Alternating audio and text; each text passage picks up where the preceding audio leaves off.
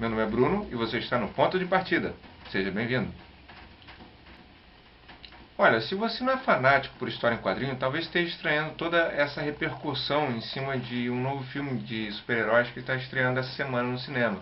É Batman vs Superman, A Origem da Justiça. Eu vou tentar explicar para você o porquê de tanta euforia em cima desse filme. Se você é fã de história em quadrinho, seja muito bem-vindo. Tomara que eu fale algum detalhe, alguma novidade que você talvez não saiba. Bom, para começar, é preciso saber de quem a gente está falando. A gente está falando de dois personagens de uma editora norte-americana chamada DC, ou DC, que quer dizer Detective Comics, como ela foi registrada originalmente. É a editora, por exemplo, da Mulher Maravilha, do Flash e do Arqueiro Verde. Sendo que Flash e Arqueiro Verde, por exemplo, já tem suas séries de TV adaptada para TV a cabo, TV paga.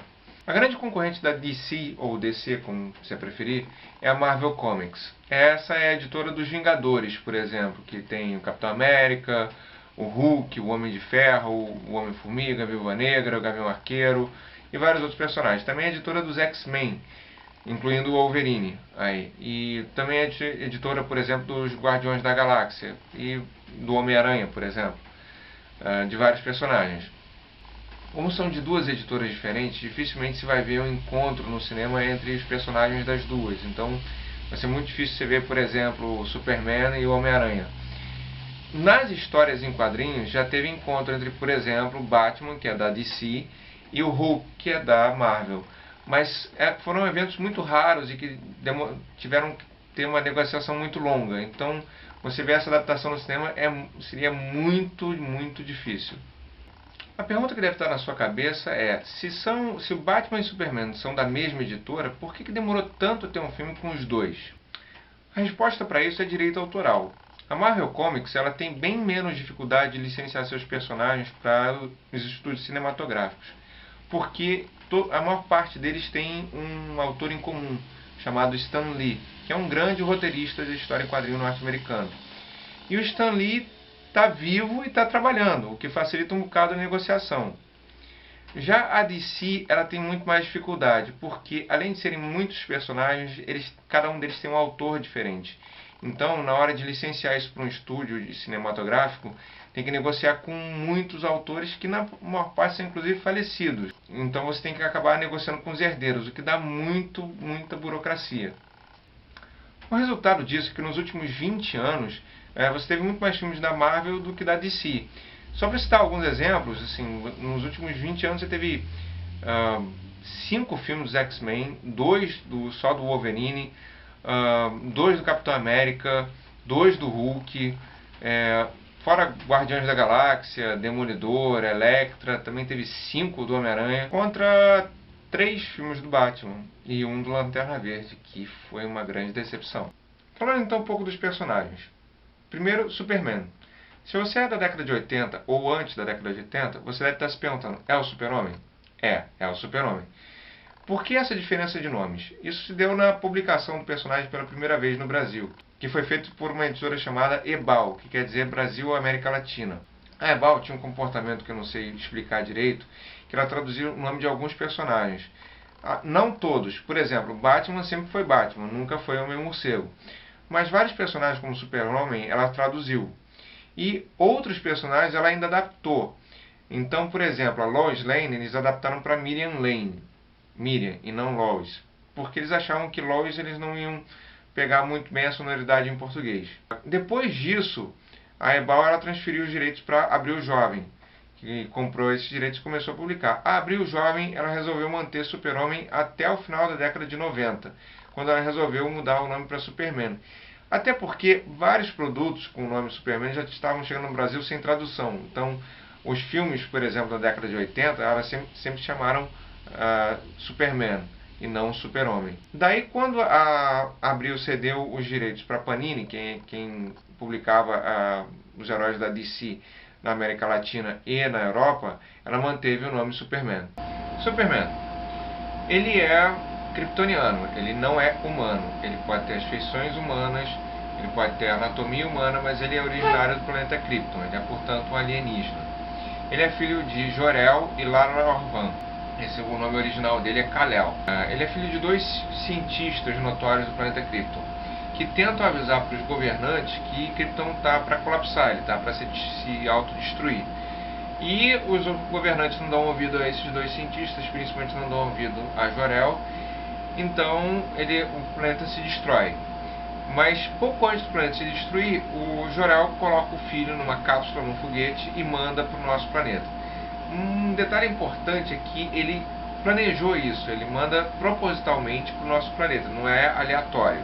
Chegando aqui, ele é adotado por um casal de fazendeiros do Kansas, o John e a Martha Kent. John Kent e a Martha Kent. E dão o nome para ele de Clark Kent, que vem a ser a identidade secreta. Depois ele se muda para Metrópolis e adota a identidade de Superman quando está salvando o planeta. Superman foi criado em 1938 por dois autores, Jerry Siegel e Joe Shuster. Bom, diferente do Sol Vermelho de Krypton, o nosso Sol Amarelo confere ao Clark Kent, Superman, determinados poderes. O principal deles, o mais conhecido, é a invulnerabilidade, ou seja, nada praticamente pode feri-lo.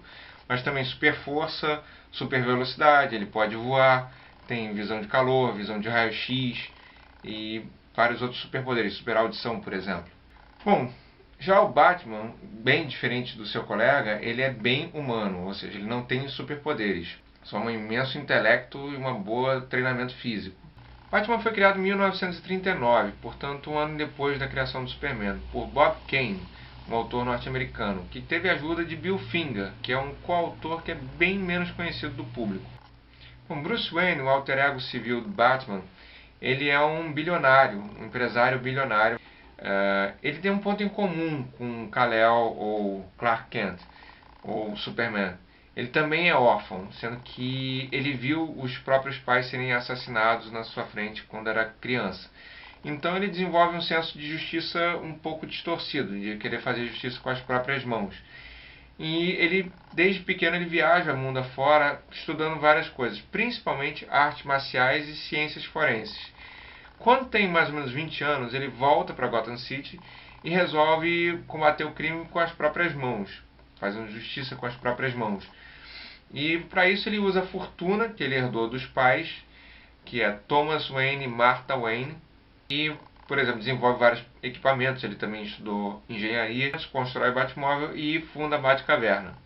Uma pequena curiosidade, Bruce Wayne não teve pais adotivos, ele só teve os pais biológicos dele. Os pais se chamavam Thomas e Martha Wayne. Já os pais adotivos do Superman eram John e Martha Kent. Portanto, Bruce Wayne e Clark Kent as mães dele têm exatamente o mesmo nome, Martha. Bom, chegando finalmente ao assunto, né? Por que tanto fuzuê, por que tanta expectativa ao redor desse filme? Para explicar melhor esse conflito, eu vou falar de 5 pontos que ilustram por que isso atrai tantos fãs de história em quadrinho ao cinema para ver o conflito entre esses dois personagens. Tá? O fator número 1 que eu vou chamar de tradição. Batman e Superman têm estilos de vida bem distintos. É importante salientar que nos Estados Unidos eles têm suas publicações separadas. Batman e Superman têm suas publicações mensais em revistas separadas em que eles não interagem entre si.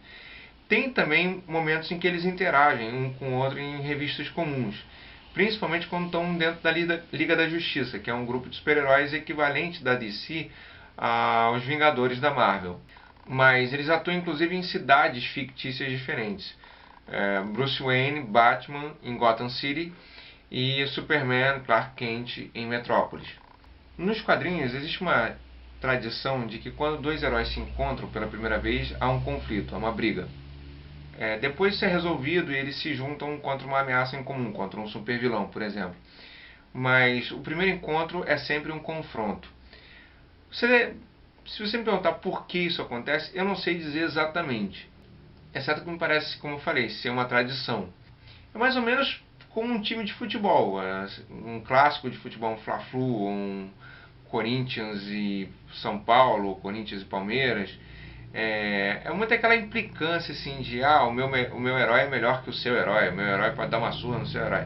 Uma coisa infantil, mas o fato é que tradicionalmente feito assim. Se a história que se passa no filme seguisse a cronologia normal das histórias em quadrinhos, provavelmente não haveria o conflito porque os personagens já se conhecem há bastante tempo na história em quadrinho e eles sabem que estão do mesmo lado.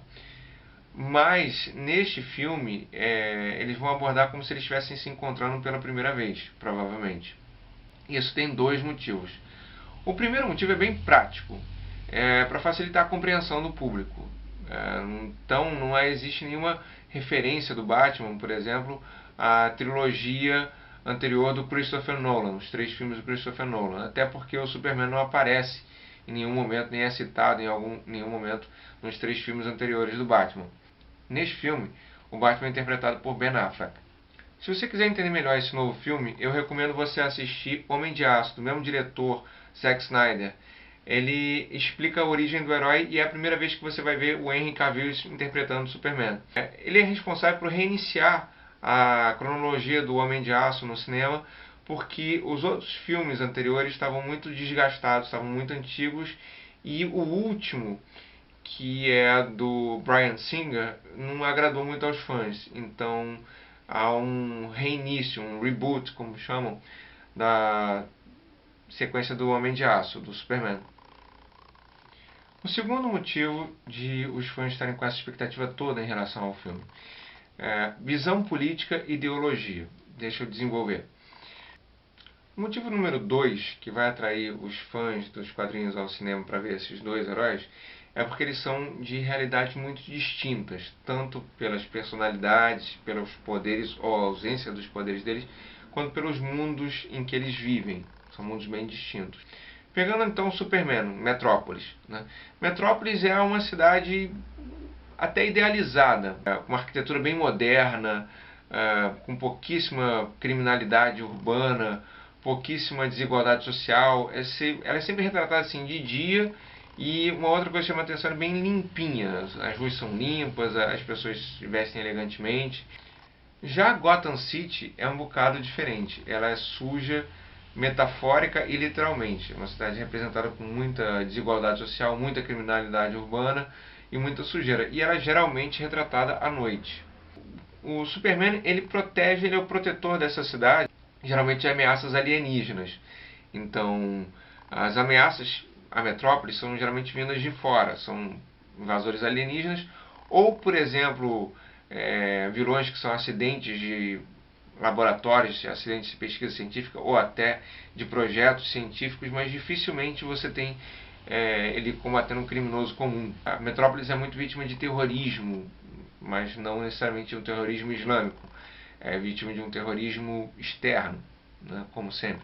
Ironicamente, o principal inimigo do Superman é uma pessoa comum, é o Lex Luthor, que inclusive aparece no filme. Ele é um industrial, um mega empresário, muito rico e que tem uma certa xenofobia, uma aversão ao Superman.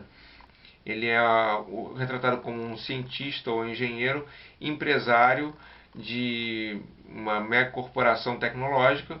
Ele é mais ou menos uma mistura de Mark Zuckerberg com Bill Gates e com Steve Jobs, só que muito mais malvado que os 3 juntos. Já Batman lida com questões bem diferentes, porque Gotham City tem uma criminalidade humana muito grande. E os principais vilões do Homem-Morcego não são seres muito poderosos, normalmente, até porque o Batman, por ser humano, se ele entrar numa briga, ele vai sair machucado.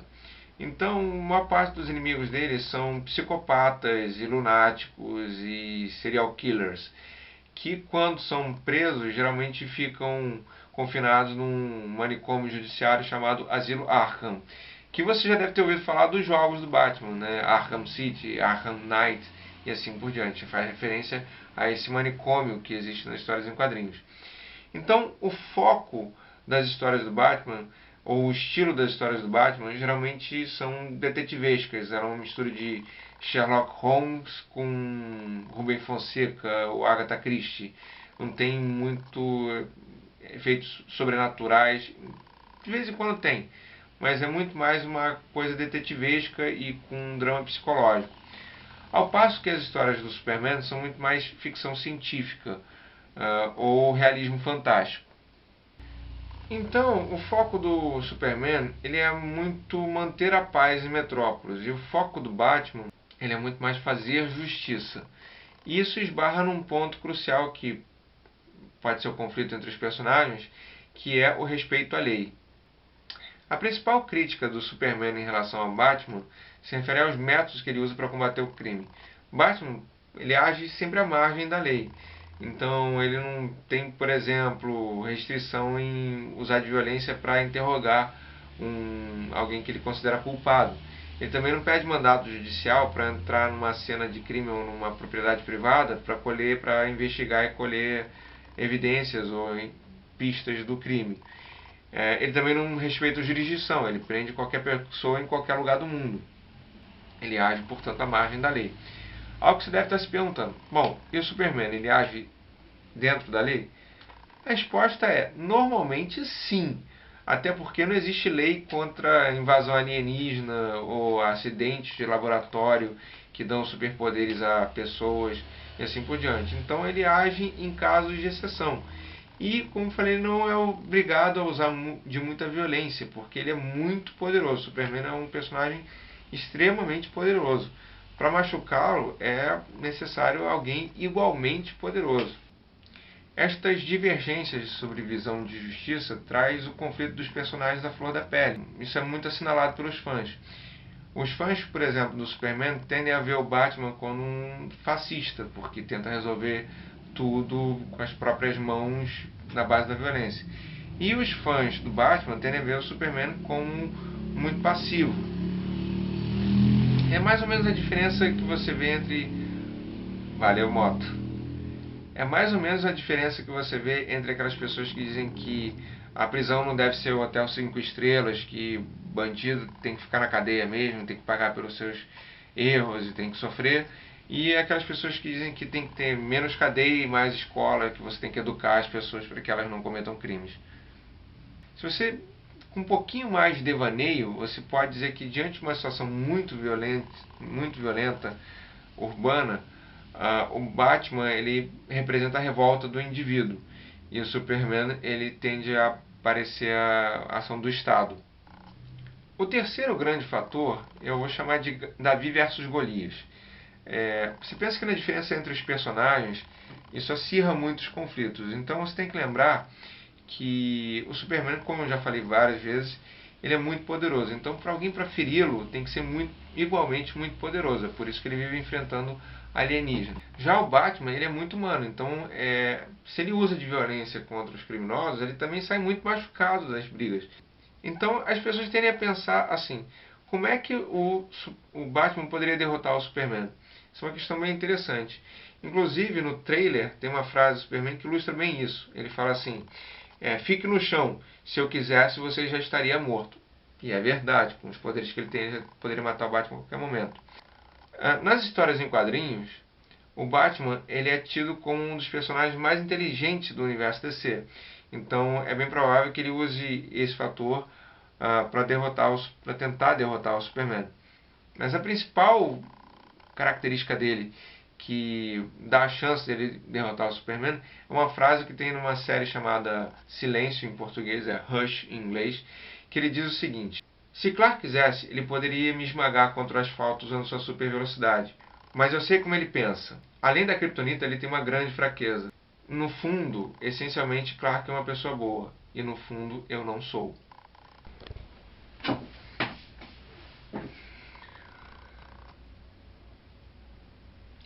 Bom, como vocês podem ver, eu fiz uma pequena mágica aqui e passamos da noite para o dia em questão de menos de alguns segundos.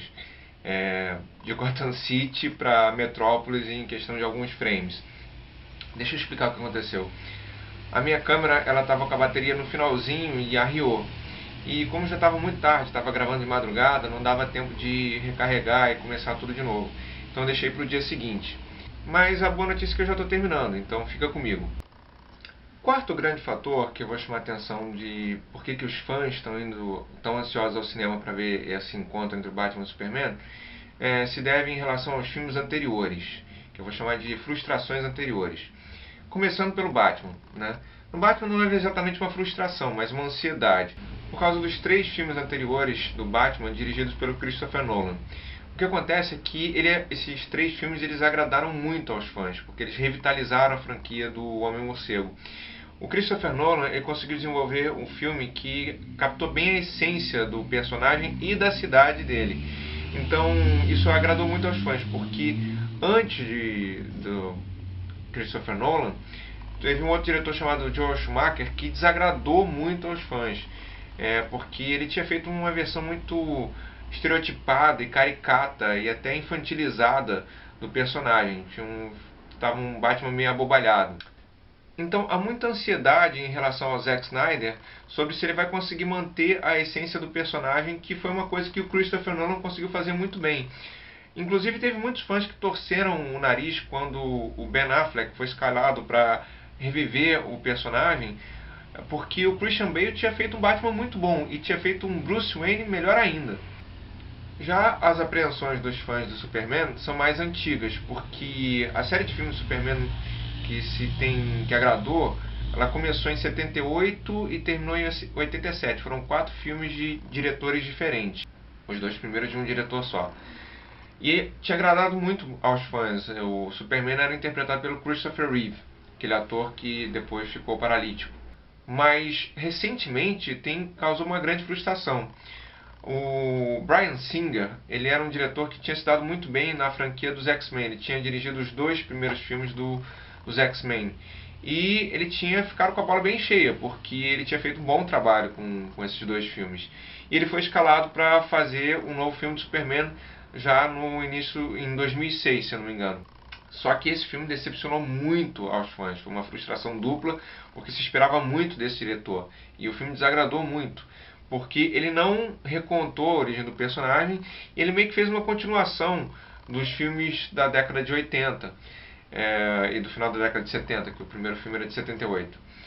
Ele fez muitas referências ao filme de 1978 e tinha um enredo, desculpa o trocadilho, mas bem avoado. Em 2013, o Zack Snyder foi escalado para rebootar, como chamam, a franquia do Superman. E teve o filme Homem de Aço. O filme Homem de Aço não desagradou muito aos fãs, mas ficou aquela coisa que nem agradou e nem desagradou. Ficou aquela sensação de podia ter sido melhor. A ansiedade agora é para ver se ele consegue fazer um confronto melhor usando o Batman. E para fechar, o fator número 5 é o que eu vou chamar de ansiedade, porque a execução desse filme ele abre porta para vários outros filmes de super-herói da DC, cuja negociação de direito autoral já está andando há muito tempo. Então isso abre portas para o filme da Liga da Justiça, por exemplo, que é uma coisa que os fãs estão ansiando há muito tempo. Você vai ter, por exemplo, a Mulher Maravilha, interpretada pela Gal Gadot, e vai provavelmente aparecer outros personagens da Liga da Justiça nesse filme, fazendo algumas pontas. Pra você ter uma ideia, vai ter o Aquaman interpretado pelo Jason Momoa, que é o Khal Drogo da primeira temporada de Game of Thrones. Que a única coisa que a gente tem sobre ele é uma foto dele como Aquaman, mas não aparece nenhuma ponta dele no trailer. Mas isso já abre portas para ele aparecer no filme da Liga da Justiça. Também tem a expectativa de aparecer o Flash nesse filme do Zack Snyder. A simples aparição desses 2 personagens abre portas para o filme da Liga da Justiça, que também vai ser dirigido pelo Zack Snyder. O filme está em pré-produção, ou seja, está andando. Então, recapitulando, os 5 fatores que eu falei são a tradição, que é aquele encontro inicial entre 2 heróis que tem um confronto e depois eles se juntam contra uma ameaça em comum. O fator número 2 são as divergências ideológicas e divisão política, em que como cada um encara o respeito à lei e à ordem e ao próprio conceito de justiça, porque são de universos bem diferentes. O fator número 3 é o Davi versus Golias, porque você tem um personagem que é muito mais poderoso que o outro e você quer ver como é que eles se saem dessa situação. O fator número 4 é porque você tem uma maneira de se desculpar dos filmes anteriores e tem uma ansiedade de honrar a trilogia do Christopher Nolan, do Batman. E finalmente o fator número 5, que é o filme da Liga da Justiça e de outros personagens da DC que o pessoal quer ver no cinema, né? Bom, é isso, pessoal. Espero que vocês tenham gostado do vídeo. Se você está até aqui, até o final desse vídeo, provavelmente você gostou. Então, uma dica que eu dou é: não seja egoísta. Se você gostou do vídeo, dá um like aí, porque isso ajuda a outras pessoas terem acesso a esse vídeo. O YouTube posta mais na página inicial os vídeos que tem mais like.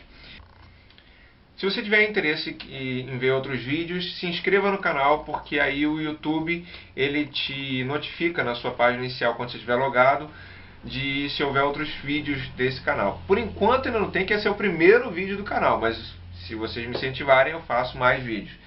E se você quiser usar esse vídeo como uma referência no futuro para algum trabalho de faculdade, um trabalho seu, etc. Se você quiser usar como referência, lembra de favoritar, porque aí o YouTube ele grava na sua lista de favoritos e você fica mais fácil achar depois. E por último, eu quero saber a sua opinião. O que você espera desse filme? Quais heróis você gostaria de ver no cinema, tanto da Marvel quanto da DC? O que você espera do filme da Liga da Justiça?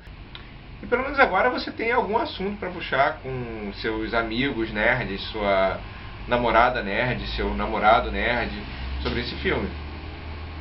Ponto de partida, de leigo para leigo, tudo começa aqui.